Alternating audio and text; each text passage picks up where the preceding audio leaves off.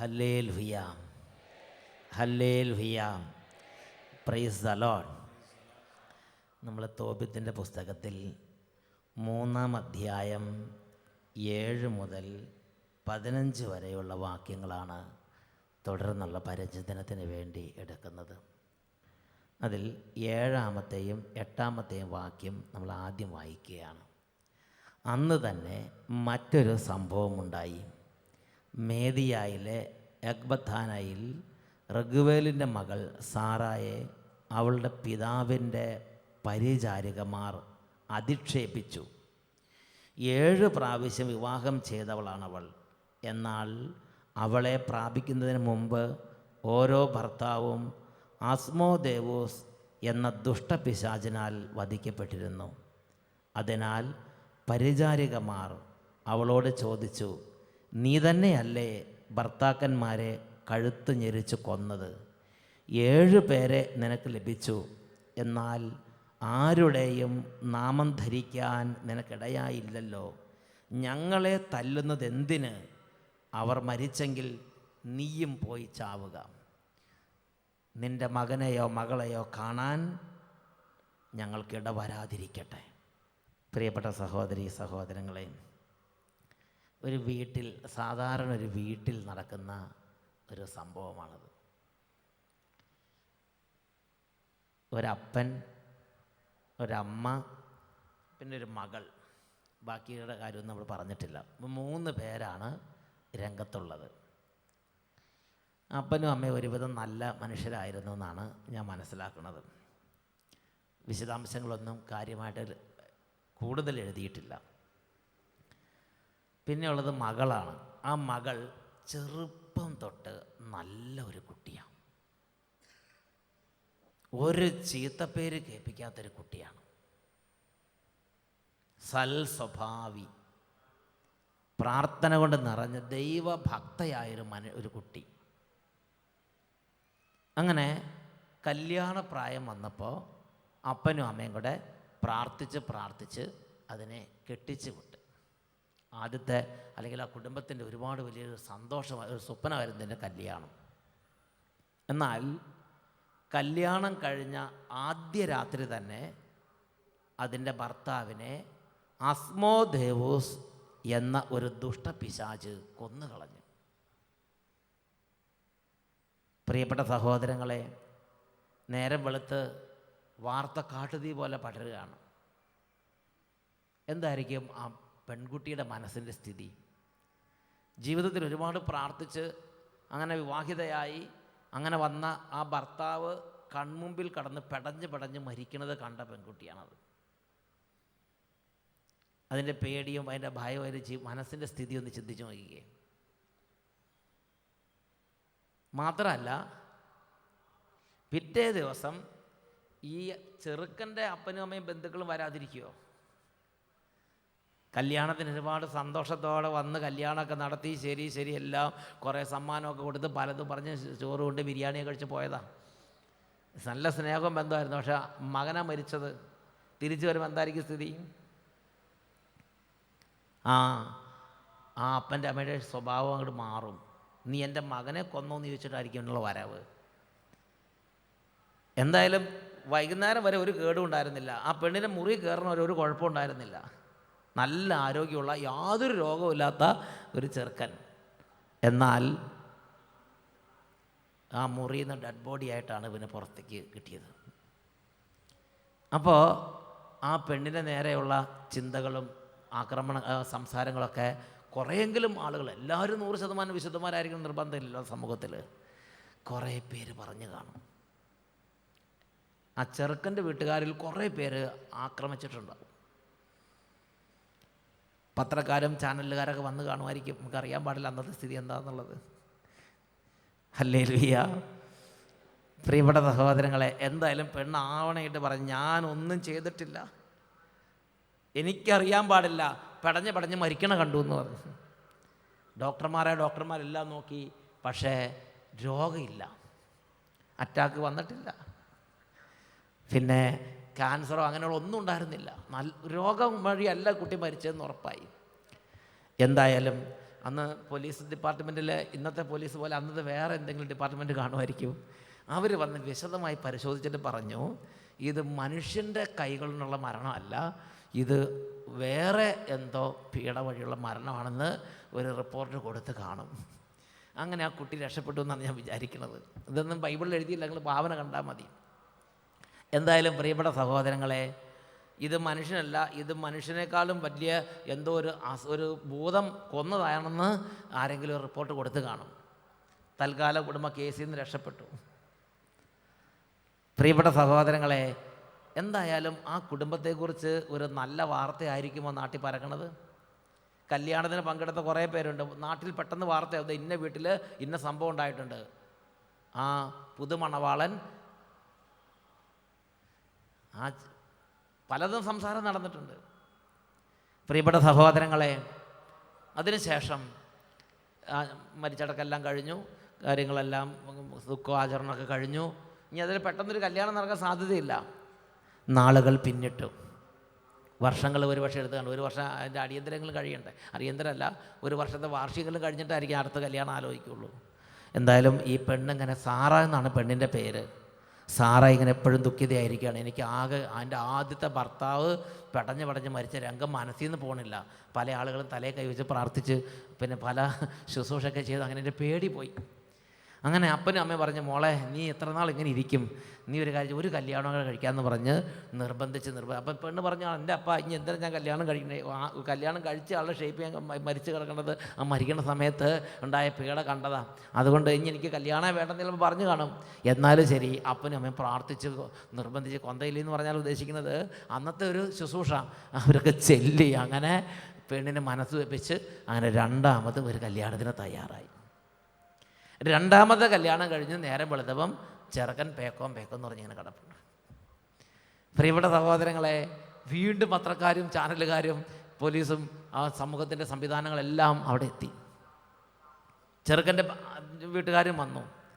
അപ്പം തന്നെ പറഞ്ഞു, നീ ആദ്യം നിനക്ക് ഒരെണ്ണത്തെ കിട്ടി, നീ അതിനെ തട്ടിക്കളഞ്ഞ് നീ രണ്ടാമത്തേനും ശരിയാക്കി എന്ന് വെച്ച് പെണ്ണിൻ്റെ നേരെ എന്തായാലും നല്ല സംശയത്തിൻ്റെ ഒരു നിഴൽ ഒരു സംശയത്തിൻ്റെ ഒരു നീക്കങ്ങളുണ്ടാവും. എന്നാൽ പെണ്ണ് പറഞ്ഞ് ആണായിട്ട് പറഞ്ഞു, ഞാനായിട്ടൊന്നും ചെയ്തിട്ടില്ല, എനിക്കറിയാൻ പറ്റില്ല, പടഞ്ഞ് മരിക്കണം എനിക്ക് കണ്ടു, ഞാൻ പരമാവധി ഹെൽപ്പ് ചെയ്യാൻ നോക്കി, പക്ഷേ എനിക്കൊന്നും ചെയ്യാൻ പറ്റിയില്ല, ആൾ ചത്തു എന്ന് പറയും. പ്രിയപ്പെട്ട സഹോദരങ്ങളെ, ഇങ്ങനെ ഒരെണ്ണോ രണ്ടെണ്ണോ ആണോ, 7 ഭർത്താക്കന്മാർ പടഞ്ഞ് കൺമുമ്പിൽ കടന്ന് കല്യാണ രാത്രി മരിക്കണ കണ്ട ഒരു പെണ്ണാണ് സാറ. അങ്ങനെയുള്ള ആരെങ്കിലും ഇവിടെ ഉണ്ടോ? ഒന്ന് കൈ ഉയർത്തുകയാണെങ്കിൽ ഒരു പ്രൈസ് ദി ലോർഡ്. അത്രയും ദുഃഖമാണ് അതിൻ്റെ മനസ്സിൽ തളം കെട്ടി കിടക്കുന്നത്. ഒരു ദുഃഖ സമുദ്രം തന്നെയാണ് ആ പെണ്ണിൻ്റെ ഹൃദയം. രണ്ടാമത്തെ മൂന്നാമത്തെ നാലാമത്തെ കല്യാണം കഴിഞ്ഞപ്പോൾ ഇനി ഒരിക്കലും കെട്ടുന്നില്ലെന്ന് ആ പെണ്ണ് തീരുമാനം എടുത്ത് കാണും. കാരണം കൺമുമ്പിൽ കിടന്ന് പടഞ്ഞ് മരിക്കണ കണ്ട ഈ പെണ്ണിൻ്റെ മനസ്സിൻ്റെ ആകുലതയും ടെൻഷനും ചിന്തയും ഒരു പിശാചിൻ്റെ പീഡ കൊണ്ടാണ് മരിച്ചതെന്ന് ബൈബിളിൽ രേഖപ്പെടുത്തിയിരിക്കുകയാണ്.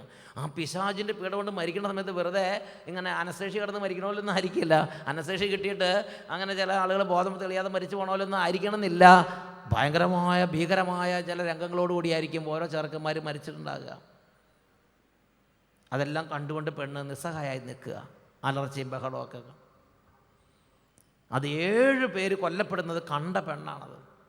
എന്നാലും ശരി, അപ്പം ആ പെണ്ണിൻ്റെ ഹൃദയത്തിൻ്റെ ഭയവും ആ ഒരു ഭാരം നിങ്ങൾ ചിന്തിക്കുക.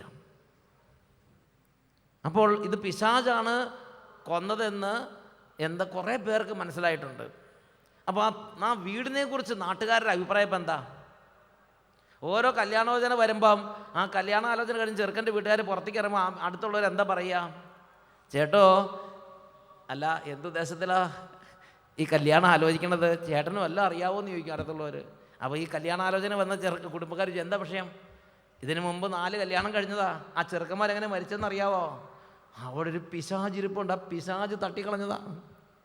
ചേട്ടൻ്റെ മോനെ ജീവനോടെ കാണാൻ ആഗ്രഹമുണ്ടോ? ഇത്രയും ചോദിച്ചാൽ മതി. പിന്നെ ഒരുവിധം കുടുംബക്കാരൊന്നും അങ്ങോട്ട് കല്യാണമായിട്ട് പോയില്ല. എന്നാലും 7 ചെറുക്കന്മാർ മുന്നോട്ട് വന്നു എന്നുള്ളത് ഒരു അത്ഭുതമാണ്. Hallelujah, hallelujah. നിങ്ങൾ ചിന്തിച്ചു, ഒരു കല്യാണം കഴിഞ്ഞ് ഒരു 2 വർഷം ഗ്യാപ്പ് ഇട്ടോ, അങ്ങനെയാണെങ്കിൽ ഇപ്പം പെണ്ണിൻ്റെ വയസ്സ് എത്രയുണ്ടാവും? കാരണം കല്യാണം പെട്ടെന്ന് ഇങ്ങനെ ഈ കടയിൽ നിന്ന് പോയി വാങ്ങുന്നല്ലോ വാങ്ങാൻ പറ്റില്ലല്ലോ. ഇത് ആലോചിച്ച് ഉറപ്പിച്ച് അങ്ങനത്തെ ഒരു അതിന് പറ്റിയ ഫാമിലി, തയ്യാറുള്ള ഫാമിലി മുമ്പോട്ട് വരണ്ടേ? ഇടിപിടി എന്ന് പറഞ്ഞ് പെട്ടെന്ന് നടക്കുകയല്ല. ഒരു പ്രശ്നമില്ലാതെ ഇവിടെ കല്യാണം നടക്കണില്ല. അപ്പോൾ ഇങ്ങനത്തെ പിശാചിരിക്കണ വീട്ടിലെ കല്യാണം എങ്ങനെ നടക്കും? നിങ്ങൾ ചിന്തിച്ച് നോക്കി. ആദ്യത്തെ 2-3 ചില പെട്ടെന്ന് നടന്നു കാണും. അവസാനത്തെ കല്യാണങ്ങൾ വർഷങ്ങളുടെ കാത്തിരിപ്പിന് ശേഷമായിരിക്കും നടന്നത്. ഒന്നാമത് ഈ പെണ്ണിന് മനസ്സ് വരണ്ടേ, ഇനി ഒന്ന് കെട്ടണമെന്ന് തോന്നണ്ടേ? അതങ്ങനെ അപ്പനും അമ്മയും പറഞ്ഞ് ഒരുപാട് പേര് പറഞ്ഞ് തോന്നിപ്പിക്കണം. പിന്നെ വരുന്ന ചെറുക്കന്മാർക്ക്, വരുന്ന കുടുംബങ്ങളും തയ്യാറാകണ്ടേ?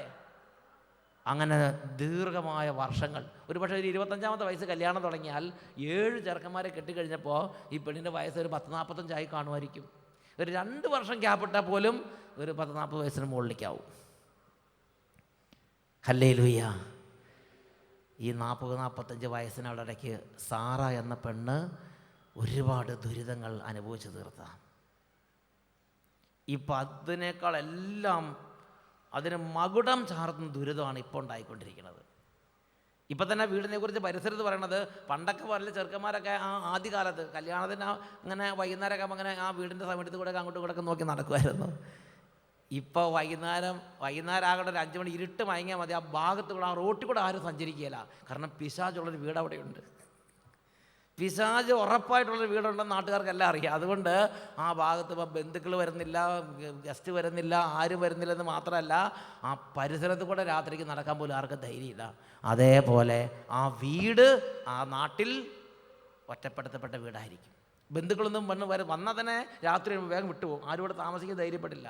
കാരണം ആരെയാ കൊല്ലുകയെന്ന് അറിയാൻ പറ്റില്ല. മനുഷ്യനെ കൊല്ലുന്നൊരു പിശാച് ആ വീട്ടിലുണ്ടെന്നുള്ളത് നാട്ടിൽ മുഴുവൻ പാട്ടായി. പ്രിയപ്പെട്ട സഹോദരങ്ങളെ, അങ്ങനെ ഈ അപ്പനും അമ്മയും ഈ മോളും തമ്മിൽ ഇങ്ങനെ ജീവിക്കുക. ഇത് അവിടെ സംസാരം ഉണ്ടോ? ശ്മശാന മൂകത. ഈ പെണ്ണ് എന്ത് സംസാരിക്കുക? എന്താ നമ്മളെപ്പോലെ ചിരിക്കാനും കളിക്കാനൊക്കെ പറ്റുമോ ഈ പെണ്ണിന്?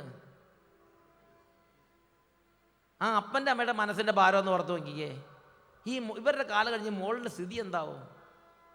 ആ അപ്പനും അമ്മയും എപ്പോഴും ഒരു പ്രത്യേക തരത്തിലുള്ള ഗ്ലൂമി, ഒരു ഭാരപ്പെട്ട അവസ്ഥയിലൂടെ കടന്നു പോവുക. ഈ പെണ്ണും അങ്ങനെ 3 പേര് ഒരു ജീവശവങ്ങളെ പോലുള്ള 3 താമസിക്കുന്ന വീടാണ് ഋഗ്വേൽ യദിന ദമ്പതികളുടെ കുടുംബം. ഇപ്പം അതിനേക്കാൾ വലിയ ദുരിതം, മകുടം ചാർത്തുന്ന തരത്തിലുള്ള ദുരിതം ഉണ്ടായിരിക്കുകയാണ്. ഇപ്പം 3 പേർക്ക് ഒന്നും ചെയ്യാൻ തോന്നുന്നില്ല. അപ്പോൾ പരിചാരികമാർ വന്നിട്ടാണ് അടിച്ചു തൂത്ത് എന്തെങ്കിലുമൊക്കെ വെച്ച് ക്ലിയറാക്കിയിട്ട് പോണത്. ഭക്ഷണം കഴിച്ചില്ലെങ്കില്ല, അങ്ങനെ ശ്മശാന മൂകത. പക്ഷേ ഈ പരിചാരികമാരിപ്പോൾ എന്താ ചെയ്യണമെന്നറിയോ? ഈ പരിചാരികമാർ വീട് അടിച്ച് തുടച്ച് വൃത്തിയാക്കാനൊക്കെ 1-2 പേരൊക്കെ നിയമിച്ച് കാണുമായിരിക്കും. കാരണം ആരും ഒന്നും ചെയ്യാൻ പറ്റില്ല. മനസ്സ് ചത്തുപോയി കിടക്കുക, മരച്ച മനസ്സുമായിട്ട് കിടക്കുക. അപ്പോൾ ഈ പരിചാരികമാർ ഇടയ്ക്കിടയ്ക്ക് വരുമ്പോൾ എന്തെങ്കിലും ചെയ്യുമ്പോൾ പെട്ടെന്ന് ഈ സാറായിക്ക് പൊട്ടിത്തെറിക്കും. കാരണം അത്രയും ദുഃഖം കൊണ്ട് നിറഞ്ഞ ഒരു ഹൃദയമാണ് സാറായുടെ ഹൃദയം.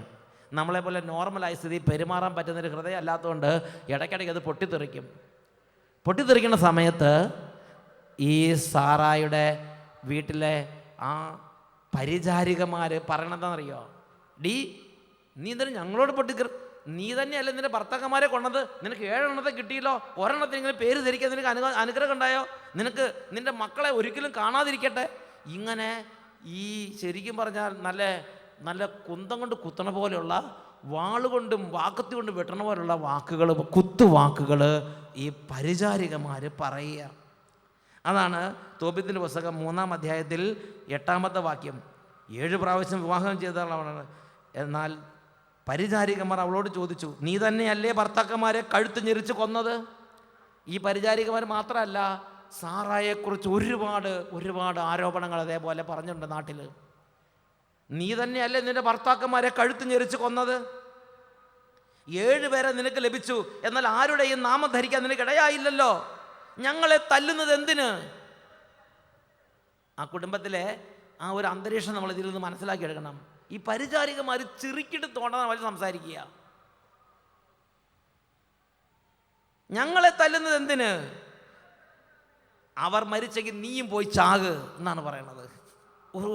അത് കേട്ട് സാറേ അവിടെ നിൽക്കണ്ട വീട്ടിൽ. പരിചാരികമാർ തുടയ്ക്കാനും പാത്രം കഴുകാനും വന്നവർ പറയാ, നിന്റെ ഭർത്താക്കന്മാർ ചത്തെങ്കിൽ നീയും പോയി ചാകടി. ഇങ്ങനെയൊക്കെ പറയുമ്പോൾ അത് കേട്ടാ വീട്ടിൽ നിൽക്കണം.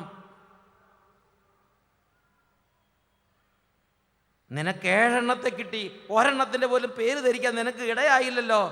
ഞങ്ങളെ തല്ലുന്നത് എന്തിന്? അവർ മരിച്ചെങ്കിൽ നീയും പോയി അവരോടൊപ്പം ചാവുക. നിന്റെ മകനെയോ മകളെയോ കാണാൻ ഞങ്ങൾക്ക് ഇടവരാതിരിക്കട്ടെ. അത്രയും സങ്കീർണമായ ഒരു തകർന്ന ഒരു അന്തരീക്ഷമാണ് ആ കുടുംബത്തിൽ നിൽക്കുന്നത്.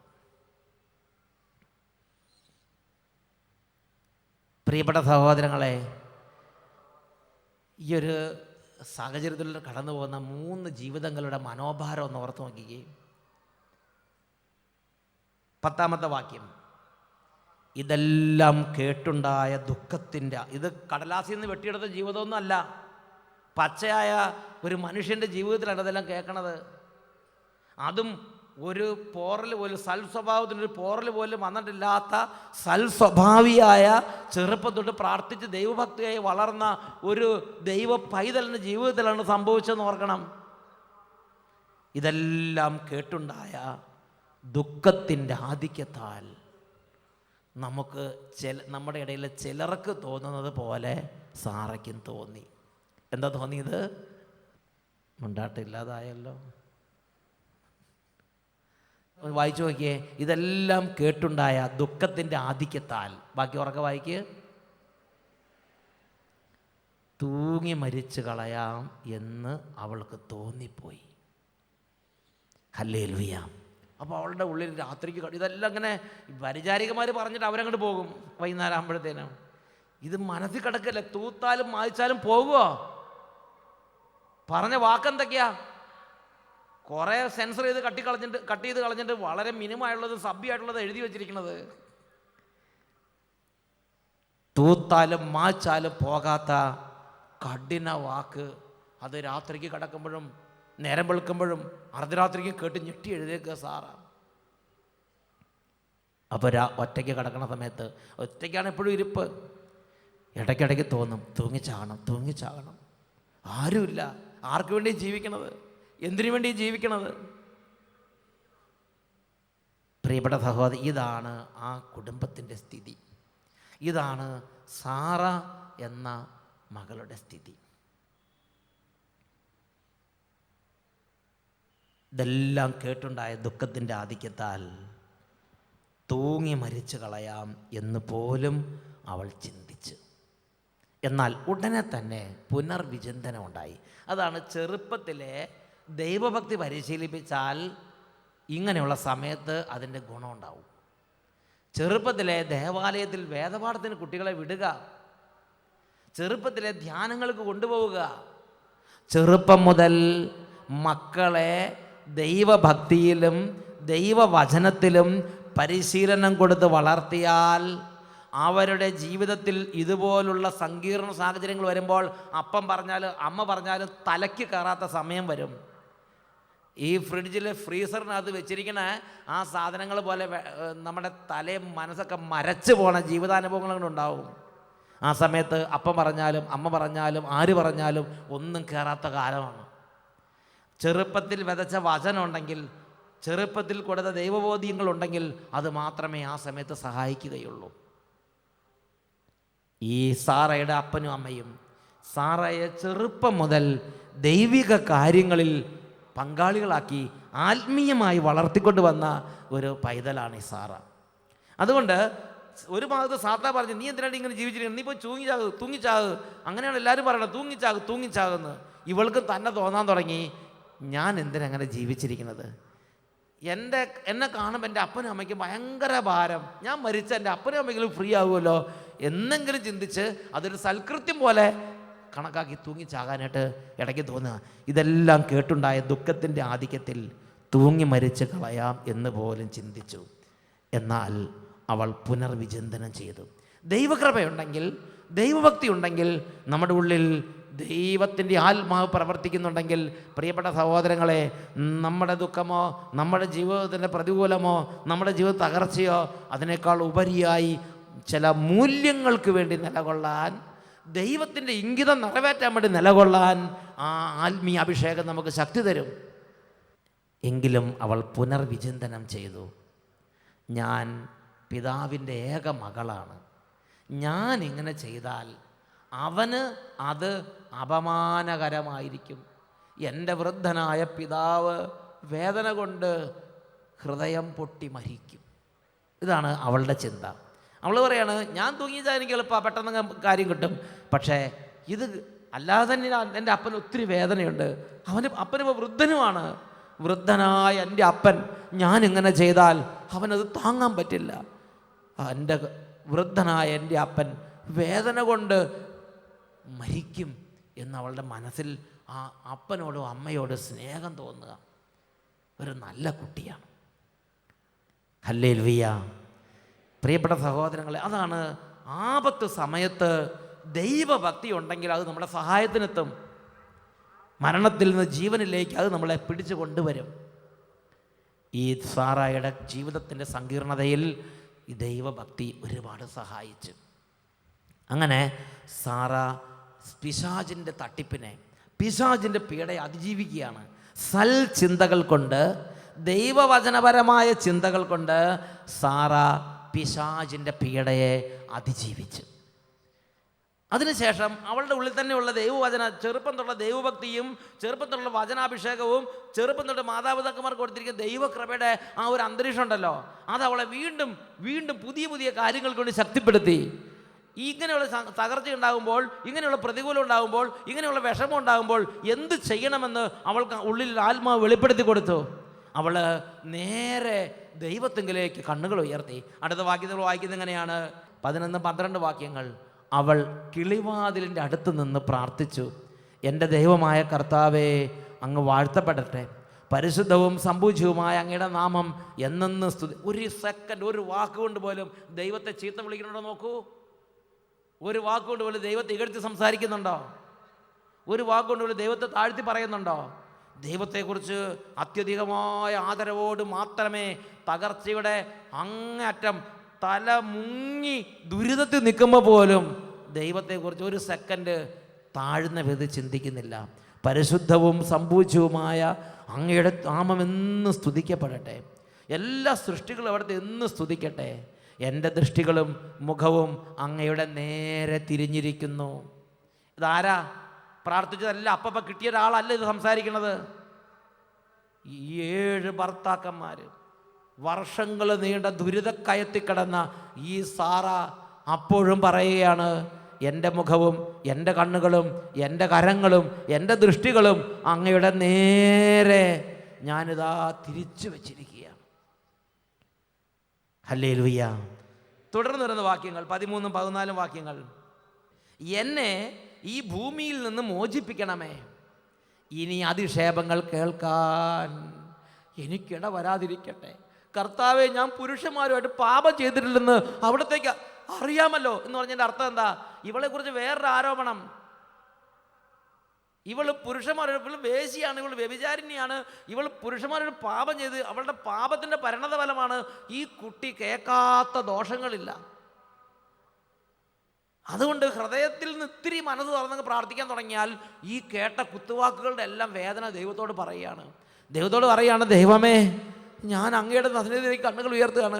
ഞാൻ ആരുമായിട്ടും മറ്റ് പുരുഷന്മാരുമായിട്ട്, ഞാൻ ഒരു പുരുഷനുമായിട്ട് പാപത്തിന് പോയിട്ടില്ലെന്ന് അങ്ങേക്കെങ്കിലും അറിയാമല്ലോ. ഞാൻ ഇനി അധിക്ഷേപം കേൾക്കാൻ എൻ്റെ കർത്താവെ ഇടവരുത്തരുതേ എന്നൊരു പ്രാർത്ഥന ദൈവസന്നിധി പ്രാർത്ഥിക്കുകയാണ്. ഞാൻ മറ്റു പുരുഷന്മാരുമായിട്ട് പാപം ചെയ്തിട്ടില്ലെന്ന് അവിടത്തേക്ക് അറിയാമല്ലോ. ഈ പ്രവാസത്തിൽ എൻ്റെയോ പിതാവിൻ്റെയോ പേരിന് ഞാൻ കളങ്കം വരുത്തിയിട്ടില്ല. പിതാവിൻ്റെ ഏകജാതയാണ് ഞാൻ, അവകാശിയായി അവന് വേറെ മക്കളില്ല. അപ്പം കുടുംബത്തിൻ്റെ ചിത്രം കുറച്ചും കൂടെ ക്ലിയറായി. അപ്പനും അമ്മയും ഏക മകളും. പ്രിയപ്പെട്ട സഹോദരങ്ങളെ, ആ കുടുംബത്തിൻ്റെ ഒരു അന്തരീക്ഷം നോക്ക്.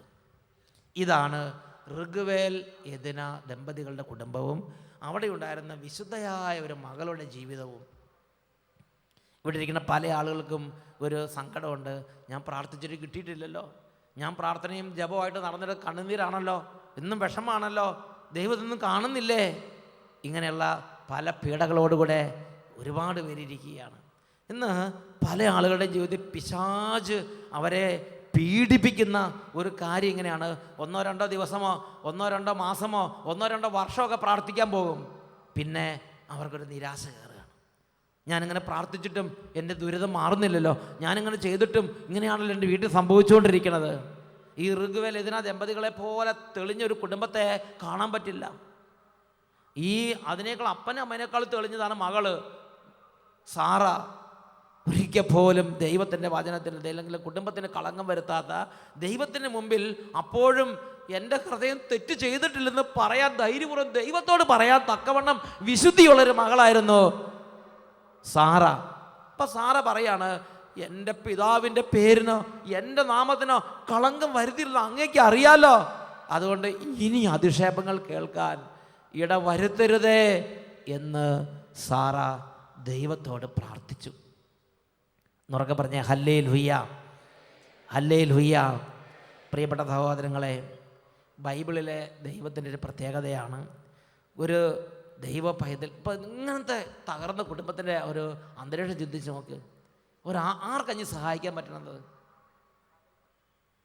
ബന്ധുക്കൾക്കോ മിത്രങ്ങൾക്കോ ഈ സാറയുടെ ഫ്രണ്ട്സിനോ ഒരാൾക്ക് വാക്കുകൾ, മനുഷ്യൻ്റെ വാക്കുകൾ അപ്രസക്തമാകുന്ന വിധമുള്ള ദുരിത കയറ്റി കിടക്കുകയാണ് അവർ. ഇനി ജീവിതം എന്തൊക്കെ ഉണ്ടെന്ന് പറഞ്ഞാൽ എന്താ സന്തോഷം ഉണ്ടാകുമോ ഈ കുടുംബത്തിൽ? കാരണം അത്രയും മരച്ച മനസ്സുമായിട്ടാണ് 3 പേരിയ്ക്കുന്നത്. മനുഷ്യനല്ലേ, എന്തായാലും വേദന ഇല്ലാതിരിക്കുമോ? പ്രിയപ്പെട്ട സഹോദരങ്ങളെ, ആ കുടുംബത്തെക്കുറിച്ചും ദൈവത്തിൻ്റെ ഉള്ളിൽ ചിന്തകളുണ്ട്. ദൈവം അപ്പം തന്നെ അവിടുന്ന് ഈ പ്രാർത്ഥന ദൈവസന്നിധിയിലേക്ക് ഉയർന്നു. അപ്പം തന്നെ ദൈവത്തിൻ്റെ ദൂതനെ സ്വർഗത്തിൽ നിന്ന് അയക്കുകയാണ്. അങ്ങനെ റാഫേൽ മാലാഖ അയക്കപ്പെട്ടു. കൊച്ചു തോബിയാസ് വരുന്ന വഴിക്ക് റാഫേൽ മാലാഖ കൊച്ചു തോബിയാസിന് അനുയാത്രക്കാരനായി കൂടി. അങ്ങനെ ഒരു മത്സ്യത്തിൻ്റെ ചങ്കും കരളുമായിട്ട് ഈ റാഫേൽ മാലാഖയും കൊച്ചു തോബിയാസും ദൈവത്താൽ ആ ഭവനത്തിലേക്ക് നിയോഗിക്കപ്പെട്ടു. അവരവിടെ വന്നപ്പോൾ ഇങ്ങനത്തുള്ള കാര്യങ്ങളൊക്കെ ഭവനത്തിൽ നിന്ന് കേട്ടപ്പോൾ കൊച്ചു തോബിയാസിന് ഭയങ്കര സങ്കടമായി. കൊച്ചു തോബിയാസ് പറഞ്ഞു, ഞാൻ ഈ പെണ്ണിനെ കല്യാണം കഴിച്ചോളാം. ഉടനെ അപ്പനും അമ്മയും പരമാവധി പറഞ്ഞു, 7 പേരെ കല്യാണം കഴിപ്പിച്ചതാണ്, പിറ്റേ ദിവസം ഞങ്ങൾക്ക് പണിയായി, ഇനി അങ്ങനത്തെ ഒരു കാര്യത്തിന് മുതിരണോ കൊച്ചു തോബിയാസേ? എന്തായാലും കൊച്ചു തോബിയാസിൻ്റെ ഫോട്ടോ ഒക്കെ ആദ്യം എടുത്ത് ഫ്രെയിം ചെയ്ത് വെച്ച്, കാരണം ഇനി ഈ ഷേപ്പിൽ കാണാൻ പറ്റില്ല. കാരണം അതാണ് കുടുംബത്തിൻ്റെ അനുഭവം. Praise the Lord. കൊച്ചു തോബിയാസ് ആണെങ്കിലോ കോമള സുന്ദരൻ, ഒരു നിഷ്കളങ്ക ചെറുപ്പക്കാരൻ. കൊച്ചു തോബിയാസ് പറഞ്ഞു, സാരല്ല, പിശാചല്ല, എന്തെങ്കിലും ആകട്ടെ, നമുക്ക് നോക്കാമെന്ന് പറഞ്ഞ് അതിനെ കല്യാണം കഴിച്ചു.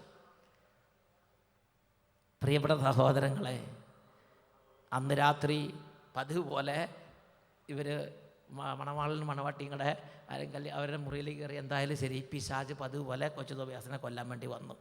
അസ്മോ ദേവോസ് എന്നൊരു ദുഷ്ടബോധം അവിടെ ഇരിക്കുക. അത് പതിവ് പോലെ കൊല്ലാൻ വേണ്ടി വന്നു. ഈ സമയത്ത് ഞാൻ മനസ്സിലാക്കുകയല്ല, ഞാൻ ഊഹിക്കുകയാണ്. ഞാൻ ഊഹിക്കുന്നതനുസരിച്ച് ഇങ്ങനെയായിരിക്കും നമ്മുടെ ഋഗ്വേൽ യതിനാ ദമ്പതികൾ എന്ത് ചെയ്തിട്ടുണ്ടാവും എന്നാണ് വിചാരിക്കുന്നത്. സാറ കല്യാണം കഴിച്ചു, 7 എണ്ണത്തെ പിറ്റേ ദിവസം അവർ പണിയായി. അപ്പോൾ കൊച്ചു തോബിയാസ് കല്യാണം കഴിച്ചു. അപ്പോൾ എന്ത് ചെയ്തിട്ടുണ്ടാവും? ഋഗ്വേൽ യതിനാ ദമ്പതികൾ എന്ത് ചെയ്തിട്ടുണ്ടാവും? നിങ്ങൾ ഭാവന കണ്ടു നോക്കിയേ. അവർ തമ്മിൽ ഇങ്ങനെ പറഞ്ഞു കാണും. ഋഗ്വേൽ യതിനായോട് പറഞ്ഞു കാണും, യതിനാ, നമുക്കൊരു കാര്യം, ഞാൻ നേരം വെളുത്താൽ കുഴി കുത്താൻ വലിയ പണിയാവും, വെയിലിൻ്റെ ചൂടും വേർപ്പ്, അതുകൊണ്ട് നേരം വെളുക്കുമ്പോഴേക്കും നമുക്ക് കുഴി കുത്തി റെഡിയാക്കി ഇടാം. എന്നാൽ പിന്നെ വലിയ പണിയില്ലാതെ അങ്ങോട്ട് മറവ് ചെയ്യാൻ എളുപ്പമുണ്ട്. പിന്നെ ബന്ധുക്കളൊക്കെ വിളിച്ചാൽ മതിയല്ലോ, ബാക്കി പ്രോസസ്സൊക്കെ അവർ നോക്കിക്കാണും. എന്തായാലും അവർ കട്ടൻ കാപ്പിയെ കുടിച്ച് കുഴിയെല്ലാം കുത്തി റെഡിയായി. രാവിലെ നോക്കി എടുക്കാൻ വന്നപ്പോൾ നമ്മുടെ കൊച്ചു തോബിയാസ് പൂർണ്ണ ആരോഗ്യത്തോടെ നല്ല മിടുമിടുക്കനായിട്ട് കൊച്ചു തോബിയാസ് വരുന്ന കാഴ്ചയാണ് ഋഗ്വേൽ യതിനാ ദമ്പതികൾ കണ്ടത്. പ്രിയപ്പെട്ട സഹോദരങ്ങളെ, തുടർന്ന് നമ്മൾ ബൈബിൾ വായിക്കുന്നത് എങ്ങനെയാണ്? അവർ ആ മത്സ്യത്തിൻ്റെ ചങ്കും കരള ഭവനത്തിലിട്ട് ആ ദുഷ്ടബോധത്തെ ഈ കൊച്ചു തോബിയാസ് റാഫേൽ മാലാഖയുടെ സഹായത്താൽ അവിടുന്ന് ആ ഭവനത്തിൽ നിന്ന് ആട്ടിപ്പായിച്ച് ആ കുടുംബത്തെ വിടുവിച്ച്. അത് നമ്മൾ വായിക്കുന്നത് 3-ാമത്തെ അധ്യായത്തിൽ 17-ാമത്തെ തിരുലിഖിതമാണ്. അവർ ഇരുവർക്കും ഉപശാന്തി നൽകാൻ, തോബിത്തിൻ്റെ കണ്ണുകളിലെ വെളുത്ത പടലം നീക്കാനും, ഋഗ്വേലിൻ്റെ പുത്രി സാറായെ തോബിത്തിൻ്റെ പുത്രൻ തോബിയാസിന് വധുവായി നൽകാനും, അസ്മോ ദേവൂസ് എന്ന ദുഷ്ടബോധ ബന്ധിക്കാനും റഫായേൽ നിയുക്തനായി. സാറായെ സ്വന്തമാക്കാൻ തോബിയാസിനായിരുന്നു അവകാശം. തോബിത്ത് വീട്ടിലേക്ക് കയറിയതും ഋഗ്വേലിൻ്റെ പുത്രി സാറ മുകളിലെ മുറിയിൽ നിന്ന് ഇറങ്ങി വന്നതും ഒരേ നിമിഷത്തിലായിരുന്നു. ഹല്ലേലൂയ. എന്തായാലും അവരുടെ വിവാഹം നടന്നു. ആ ഭവനത്തിൽ നിന്ന് ഈ ദുഷ്ടഭൂതത്തെ റഫായേൽ മാലാഖയുടെ സാന്നിധ്യത്താൽ ആ മത്സ്യത്തിൻ്റെ ചങ്കും കരളും ആ അഗ്നികുണ്ഡത്തിലിട്ട് പുകച്ചു. അത് ഭൂതം പുറത്തു കടന്നു. റഫായേൽ മാലാഖ അതിനെ ആട്ടിപ്പായിച്ചു, വെട്ടിയോടിച്ചു, ഭവനത്തെ വിടുവിച്ചു. പിന്നീട് ഒരിക്കലും ആ ഭവനത്തിന് ഈ ദുഷ്ടഭൂതത്തിൻ്റെ ശല്യം ഉണ്ടായിരുന്നില്ല. പ്രിയപ്പെട്ട സഹോദരങ്ങളെ, ബൈബിളിൽ നമ്മൾ കാണുന്ന ഒരു പ്രത്യേകതയാണ് കണ്ണുനീരിൽ തകരുന്ന കുടുംബങ്ങളുടെ എല്ലാ തകർച്ചകൾക്കും ദൈവികമായ ഒരു പരിഹാരമുണ്ട്. ദൈവികമായൊരു, അതായത് ഈ ഋഗ്വേലും ഇതിനായി എത്രയോ വർഷങ്ങൾ പ്രാർത്ഥിച്ചു കാണും. സാറ എത്രയോ വർഷങ്ങൾ പ്രാർത്ഥിച്ചു കാണും. എൻ്റെ അപമാനം നീക്കി, ഇനി അധിക്ഷേപം കേൾക്കാൻ ഇടവരരുതേ എന്നൊക്കെ പറഞ്ഞ് സാറ പ്രാർത്ഥിച്ചു. ഋഗ്വേലും ഇതിനായി എന്നും പ്രാർത്ഥിക്കുക, എൻ്റെ മകൾക്കൊരു നല്ല ജീവിതം കൊടുക്കണേ, എൻ്റെ മകൾക്കൊരു ജീവിതം കണ്ടിട്ട് മരിക്കുക ഇടവരുത്തണേ എന്നൊക്കെ പറഞ്ഞ് പ്രാർത്ഥിച്ചിട്ടുണ്ടാവും. എന്തെങ്കിലും കേട് കുടുംബത്തിലുണ്ടെങ്കിൽ നീക്കി തരണേ എന്നൊക്കെ പ്രാർത്ഥിച്ചിട്ടുണ്ടാവും. ഈ ദുഷ്ടഭൂതം അവിടെ ഉണ്ടെന്നുള്ളത് പകൽ പോലെ എല്ലാ ബന്ധുക്കൾക്കും കുടുംബാംഗങ്ങൾക്കും ഉറപ്പാണ്. എത്ര പ്രാർത്ഥിച്ചിട്ടും എത്ര ചെയ്തിട്ടും ഈ ഭൂതം വിട്ടുപോകണില്ല. പ്രിയപ്പെട്ട സഹോദരങ്ങളെ, അപ്പോഴാണ് കൊച്ചു തോബിയാസ് അവിടെ ഒരു ഡെലിവറൻസ് ശുശ്രൂഷ, ഒരു വിടുതൽ ശുശ്രൂഷ ചെയ്തത്. ഈ മത്സ്യത്തിൻ്റെ ചങ്കും കരൾ അവിടെ ഇട്ട് മാലാഖയുടെ ഹെൽപ്പോടുകൂടെ ആ ഭവനത്തെ വിടുവിച്ചു എന്നുറക്കെ പറഞ്ഞ് ഹല്ലേലൂയ, ഹല്ലേലൂയ. ഇതുപോലെ ഇവിടെ ഇരിക്കുന്ന നിരവധി വ്യക്തികളിൽ നിന്ന്, ഇവിടെയുള്ള പല കുടുംബങ്ങളിൽ കുറേ കാലങ്ങളായി നരകിപ്പിക്കുന്ന തരത്തിലുള്ള അവസ്ഥകളിൽ നിന്ന്, ഈ കണ്ണുനീരിൽ മുങ്ങി മുങ്ങി താന്നുകൊണ്ടിരിക്കുന്ന അവസ്ഥയിൽ നിന്ന് വിടുവിക്കാൻ നമ്മുടെ ദൈവമായ കർത്താവിന് നമ്മുടെ കുടുംബത്തെക്കുറിച്ച് ഒരു ചിന്തയുണ്ട്. ഇവിടെ ഇരിക്കുന്ന ദുരിതത്തിരിക്കുന്ന ഓരോരുത്തരെയും കുറിച്ച് നമ്മുടെ കർത്താവിനൊരു ചിന്തയുണ്ട്. ഒരുപക്ഷെ നിങ്ങൾ എത്രമാത്രം പ്രാർത്ഥിച്ചിട്ടും പോകാത്ത ദുരിതം പോകാൻ വേണ്ടി ഇതുപോലെ കർത്താവ് ഇടയ്ക്കിടയ്ക്ക് ഓരോ ശുശ്രൂഷകരെ അയക്കും. കർത്താവിൻ്റെ സഭയിലെ ശുശ്രൂഷകരെ കർത്താവ് തീ നാളങ്ങളാക്കി മാറ്റി ഓരോ ദേശത്തേക്ക് അയക്കുന്നത് ആ ദേശത്ത് തകർന്നിരിക്കുന്ന കുടുംബങ്ങളെ രക്ഷിക്കാൻ വേണ്ടി കൂടിയാണ് എന്നാണ് മനസ്സിലാക്കുന്നത്. വിശുദ്ധ മത്തായിയുടെ സുവിശേഷം 10-8 ഭാഗത്തിൽ ഈശോ ശിഷ്യന്മാരോട് അരുളി ചെയ്തു. ഈശോ പറഞ്ഞു, നിങ്ങൾക്ക് ദാനമായി കിട്ടി, ദാനമായി കൊടുക്കണം. എന്തൊക്കെയാണ് ദാനമായി കിട്ടിയത്? വിശുദ്ധ മത്തായിയുടെ സുവിശേഷം 10-8 വാക്യം: രോഗികളെ സുഖപ്പെടുത്തുക, മരിച്ചവരെ ഉയർപ്പിക്കുക, കുഷ്ഠരോഗികളെ ശുദ്ധരാക്കുക, പിശാചുകളെ ബഹിഷ്കരിക്കുക. ദാനമായി നിങ്ങൾക്ക് കിട്ടി, ദാനമായി തന്നെ കൊടുക്കുവിൻ. ഇന്ന് ഈ ശുശ്രൂഷ കർത്താവ് സഭയിൽ ചെയ്യുമ്പോൾ, തിരുസഭ അല്ലെങ്കിൽ പൗരോഹിത്യത്തിൻ്റെ ശുശ്രൂഷ ഒരു ദേശത്ത് കർത്താവ് നൽകുമ്പോൾ, കർത്താവിൻ്റെ മനസ്സിലെ ആഗ്രഹമാണ് അവിടെ തടവറയിൽ ഇരിക്കുന്നവരെ തടവറയിൽ നിന്ന് പുറത്തു കൊണ്ടുവരണം, അവരെ ബന്ധനത്തിൽ കിടക്കുന്നവരെ വിടുവിക്കണം എന്നുറക്കെ പറഞ്ഞേ ഹല്ലേലൂയ, ഹല്ലേലൂയ.